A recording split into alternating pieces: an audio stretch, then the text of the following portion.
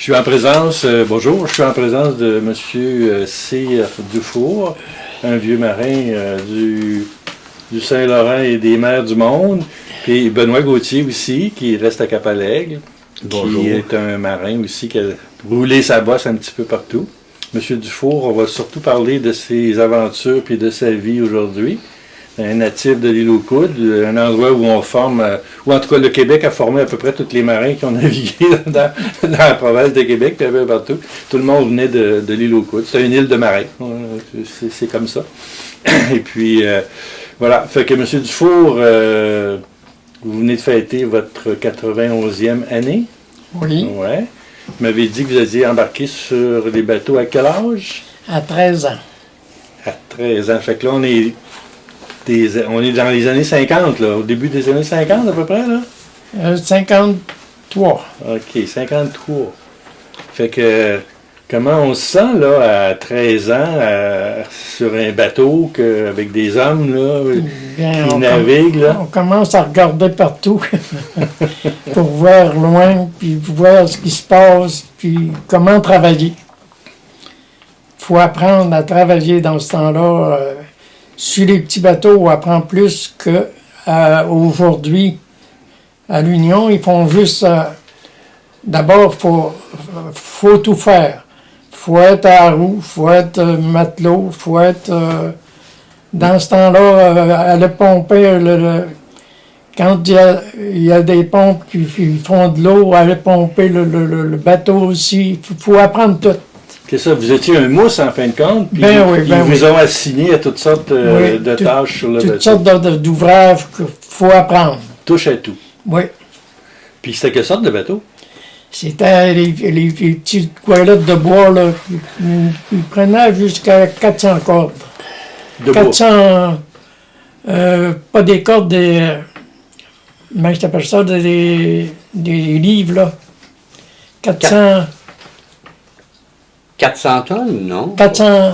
Pas 400 tonnes. Ben, je pensais que c'était des cordes de bois, des cordes de piton. Les cordes de piton, c'est... Ah, OK, c'est 4 pieds par 4 pieds, et 8 pieds de long, hein? C'est ça, une corde, là? J'ai commencé, par exemple, c'était sur le freight général, pendant 3 ans. Puis le freight général, là, expliquez-moi, c'est quoi ça? Ça, le freight général, c'est tout le freight qu'on descendait dans les magasins, puis dans les... Les magasins généraux, là, oui, de Montréal à Chicoutimi, les 3 premières années. OK. Puis tout d'un bout, là, vous avez été pas en chemin, là. On faisait ça un voyage par 15 jours. 2 jours chargés à Montréal, tout à la main. Il n'y avait pas de tomoteur, il n'y avait rien. Là. Mais il y avait une grue pour charger ça à bord. Non, non. La grue? Non, ils mettaient ça sur des palettes, puis après ça avec le mâtreau qui appelait, là, nous autres. Le mâtreau, c'était? C'était le baume en avant. Le baume en avant. Ils prenaient ça, puis ils descendaient ça dans la cave. OK. Puis après ça, on arrimait ça, nous autres. On était 2 dans la cale en premier. Puis après ça, il y en avait un qui faisait le signal pour descendre la palette, nous autres. On appelait ça une palette. Ben oui, c'est encore ça. C'est encore ça? OK. Oui, oui. Ça fait qu'on descendait la palette dans la cale, puis nous autres, on prenait le freight qu'il y a sur la palette, puis on plaçait ça chaque bord pour commencer. Oui, ben c'est ça, l'arrimage, voler de l'arrimage. Ça se faisait comment, l'arrimage? L'arrimage, c'était la même chose. Ils dompaient les camions. Là tu parles de piton à ce moment-là? La pitonne, oui. Et là, les autres, ils dompaient l'arrimage du freight, c'est que vous placiez les affaires pour pas que ça bouge. Oui, pour pas que ça bouge. Parce que l'arrimage, pour bien des gens, ils ne savent pas c'est quoi, là. Hein? Nous autres, on le sait, c'est quoi l'arrimage sur un bateau, là. Il faut pas que ça bouge si le bateau fait ça. Faut pas que ça bouge, c'était tout pilé bien à côté, un dans l'autre. Jusque quand on était rendu dans le square de hatch, je crois, plein nous autres, je sais pas si... Le square de hatch, le carré en avant. Non, le carré au milieu du bateau. Ah, le carré au milieu de la... Oui, OK. On faisait les bouts. OK. Puis on faisait après ça tous les côtés. OK. Après ça, on faisait le milieu en montant. Alors, ça donnait un chargement assez en hauteur, là. La cale était quasiment pleine en hauteur. Ben oui, elle était pleine jusque quand tu mettais les panneaux. Ben. Après ça, tu mettais les panneaux, puis là, tu recommençais à ferver les affaires plus longues, comme les tuyaux, la brique, toutes ces affaires-là, ça allait sur le pont. Mais juste ça, c'est un métier en soi. Là. Les arrimeurs, habituellement, c'est le 3e mec qui fait ça sur les bateaux modernes. Là. Mais en tout cas, c'est un métier en soi de placer les affaires sur le bateau. Pas que aujourd'hui, c'est tout des conteneurs. Oui, aujourd'hui, c'est pas pareil. Là. Ils placent les conteneurs, puis... Oui, c'est comme les rouleaux de papier à Pointe-au-Pic. Ben, la même chose. Ils placent les rouleaux de papier, puis ils ont des grosses ballons, je pense, qui gonflent. J'avais été travailler à Pointe-au-Pic après ça plus tard. Je connaissais un monsieur de Pointe-au-Pic qui était un de mes chums aussi, qui était premier des débardeurs. Okay. Puis quand il manquait de monde, il m'appelait que j'étais en vacances. J'allais travailler là. OK. C'est ça parce que vous connaissiez le travail. Ben oui, je connaissais le travail. Puis en moitié du temps, il me demandait pour aller dans la cale travailler. Puis j'arrivais là, il n'y avait personne pour mettre sur les tomoteurs. Embarque sur le tomoteur. Okay. Il y a été un autre coup qu'il m'avait envoyé à Bécomo comme débardeur. Puis après ça, sur les gros bateaux, là. Puis là... il n'y avait personne pour mettre sur les winches, il appelait là, nous autres, dans notre temps, c'est ça. Aujourd'hui, je ne sais pas si c'est la même chose.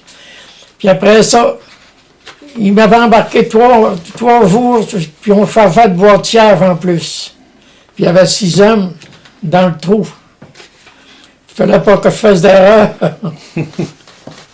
Ça fait que j'avais été 3 jours là-dessus. Moi, ce qui m'intrigue là, dans votre affaire, c'est que vous aviez 13 ans. Aujourd'hui, là, les ados de 13 ans, on sait c'est quoi, là? Oui. Vous étiez un enfant, là, vous étiez un adolescent, là, vous vous à bord d'un bateau. Mais dans ce temps-là, on commençait tout à travailler. Les enfants, on était tous des enfants. Puis après ça, on était à 84. Sur 84, il y en a 3 qui sont fait instruire. Oui. Les autres ont tout fait pareil comme moi. Les premières années que on était sur le chantier à Saint-Joseph-de-la-Rive, on allait le printemps pour aller pour ôter la neige sur le bateau, puis après ça, faire toutes les réparations. Il est venu 2 chars de l'Anse Saint-Jean, avec tous des jeunes de 17-18 ans qui venaient s'engager. Oh, OK. Ils étaient quasiment tout engagés sur les bateaux. OK, fait que les gens de l'île qui possédaient des bateaux, c'était des armateurs. Là, oui, ils travaillaient quasiment tous. Dans ce temps-là, les jeunes travaillaient tous. 12, 13, 14, 15, 16, 17 ans. Tout le monde travaillait dans ce temps-là. Un de mes frères qui était avant moi, lui, il s'était été débardeur à Montréal. Un jeune aussi, là. Oui. Puis moi, quand je suis sorti d'école, j'étais un des premiers. Mon père me dit, si tu veux continuer, il dit, ouais, une petite terre, on va vendre la terre pour t'en aller en pension à Québec. Wow. Ça fait que moi, j'ai un monsieur qui est arrivé, puis après ça, vous m'engagez pour m'en aller sur les bateaux, je suis parti. Bon. J'ai tout le temps travaillé sur les bateaux. Et dis-moi si, en 61, tu as embarqué sur le Georges Hébert. Tu as été là pour 10 saisons. Non. Ben, écoute, moi, ce que je vois ici, tu as embarqué en 61. 24 ans. Ben, regarde, je l'ai ici. En 61, tu as embarqué la première fois.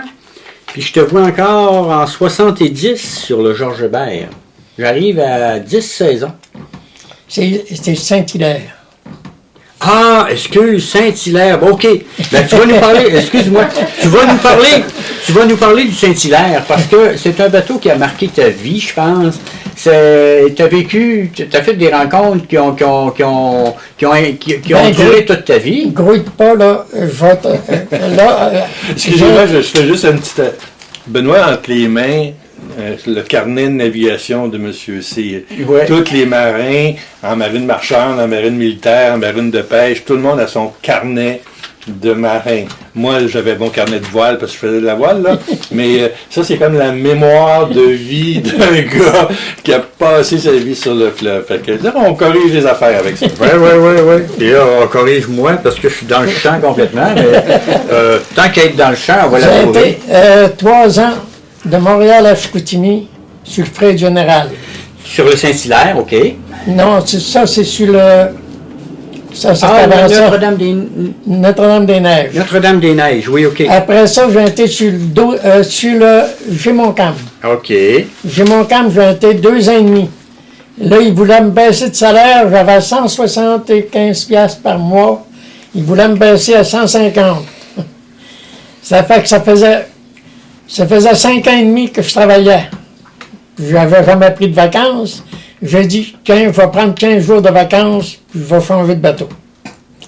Ça fait que lui, il dit, l'année prochaine, là, tu connais la rivière, tu seras maître, puis moi, ça m'intéressait pas j'étais pas assez connaissant, puis trop jeune pour dire être maître à bord des bateaux. Ça fait que j'ai débarqué. Puis au bout de 2 jours, j'ai eu 2 téléphones de Trois-Rivières. Ils ne déchargeaient pas le samedi puis le dimanche, puis il y avait des gars qui étaient débarqués. Ça fait que je dis, le premier qui va passer chez Ali Lockwood, je vais embarquer. C'était le Saint-Hilaire. Ah, OK. On arrive au Saint-Hilaire. Oui, là, le Saint-Hilaire, j'ai été 10 ans là. C'était toujours des goélettes de bois, ça. Oui. J'ai navigué pendant 50 ans sur les petites goélettes de bois. Ah, ouais, 50 ans, peut-être bien plus. Puis après ça, là, j'ai embarqué là-dessus, où était rien que 3. Puis on fourvoyait de la pitoune, quoi, appelait nous autres. De Trois-Pistoles, Rimouski, Sainte-Flavie, à Port-Alfred.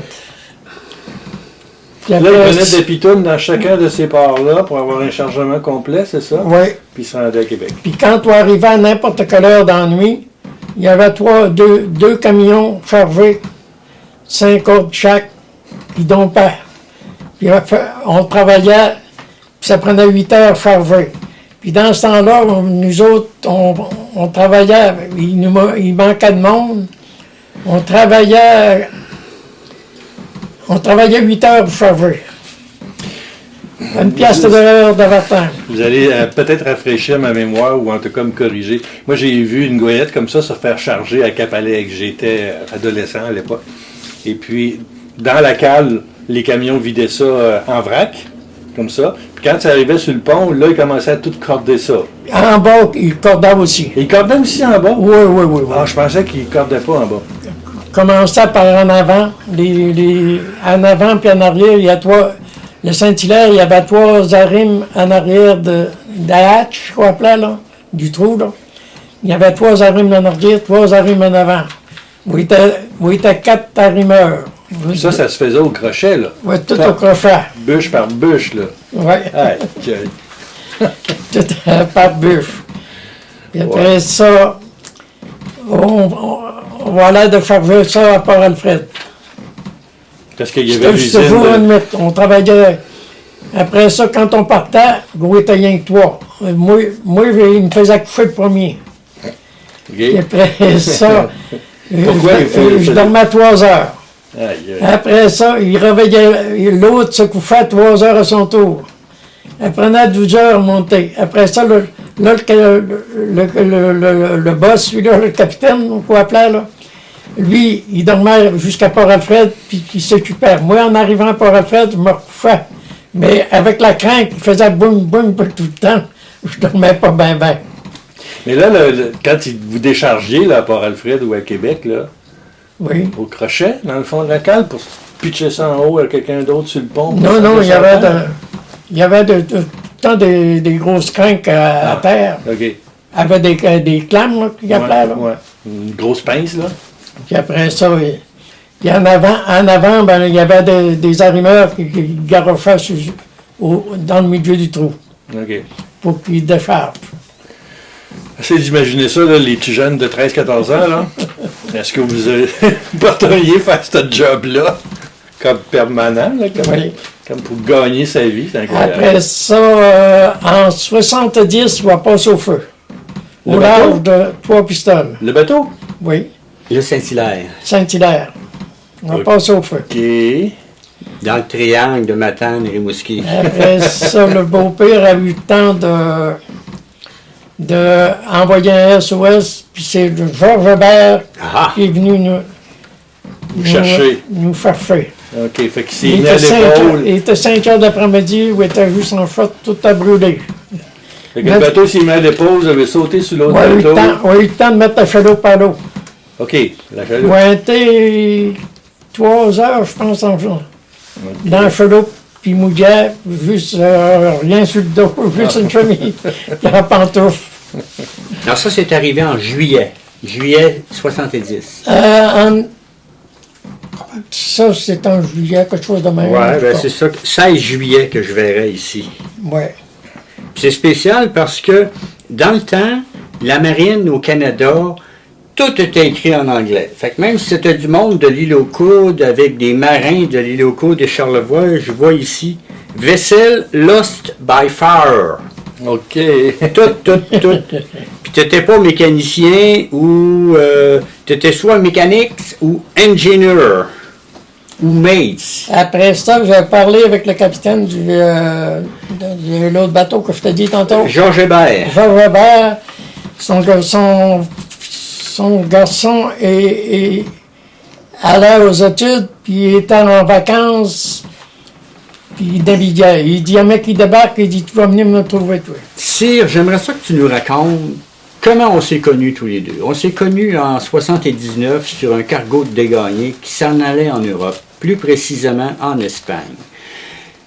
De mémoire à moi, c'était un très bon cargo. Un vieux bateau, mais avec un beau cabinage. Puis il y avait une ambiance, je pense, qui était invitante, qui était, pour ne pas dire exaltante. Parle-nous un peu de ça, puis je te dirai comment moi je l'ai vécu. Ben moi, je te dirais bien, partout que j'ai été, avec le monde, là, c'était quasiment tous mes amis. Bon. Tout ce que je rencontrais, d'abord j'étais homme de roue. Non, j'étais matelot. Puis après ça, matelot, on travaillait sur le pont. Tout le voyage, il faisait beau, terriblement. Les hommes de roue venaient peinturer. Il y avait juste le maître en haut qui surveillait. Il mettait...